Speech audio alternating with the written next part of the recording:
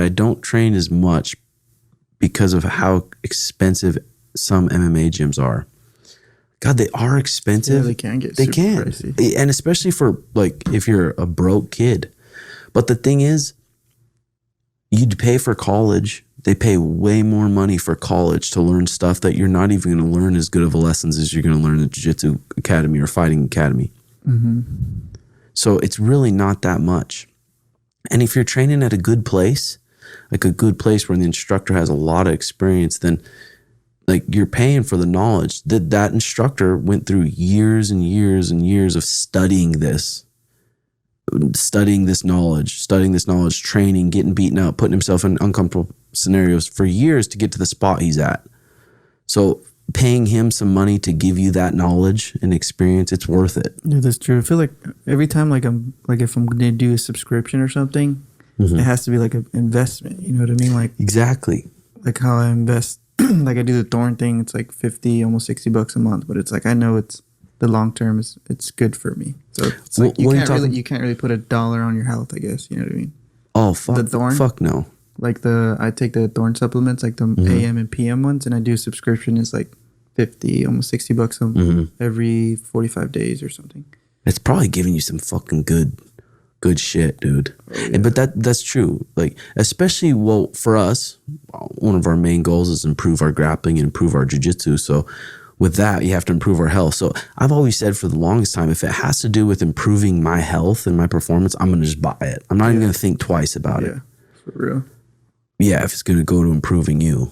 And if it is pricey, I feel like if you really want to train, like you'll find a way. Like if it's like whatever, $200 a month, like budget yourself or get that part-time job and just say, okay, like $100 every 2 weeks, just put it away. Just know, I don't know, if you really want it, you'll make it work type of thing. Yeah, I think so too.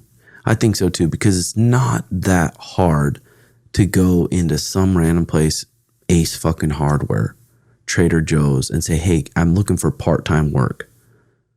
Maybe on the weekends. You have part-time work on the weekends. You have a little extra spending cheddar, and then you can afford your gym membership and just live under your means if that's what you want to do, is study martial arts and study jiu-jitsu.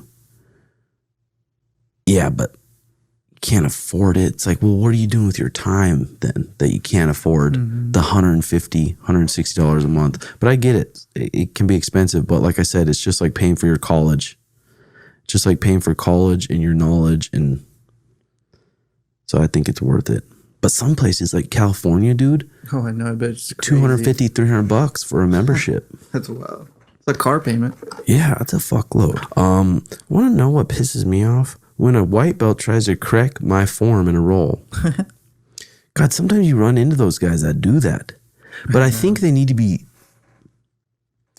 be told, because a lot of them don't know they're doing that. They're trying to help. Yeah. They're trying to be a help to this person, but it's coming off as annoying. That's why I like jiu-jitsu, because there's that belting system. Yeah. I wish there was more belting systems in different arts.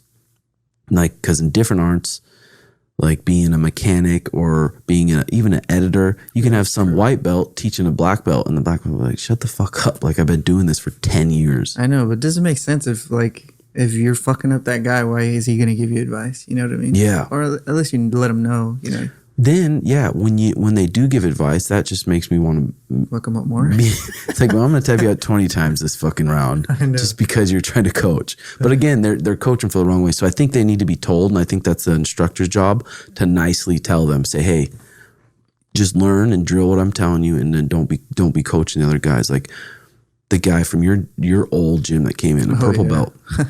He's getting fucking whooped on by all our white belts. The white belts are mounting him, and he's tapping out from being exhausted. And and then he starts coaching him. I said, hey, don't coach them. Like, you just tapped out because you were in mount and you're tired and you're wearing this purple belt.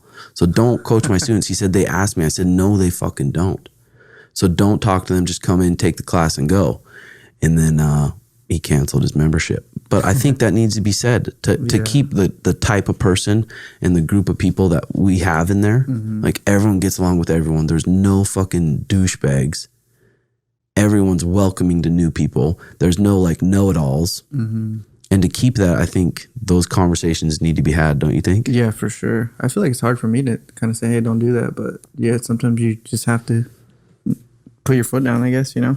Yeah, and just it's say, not really, you're not being a dick. You're just like, hey, like, don't do that. Yeah. Like, you're guiding them too. Like, yeah.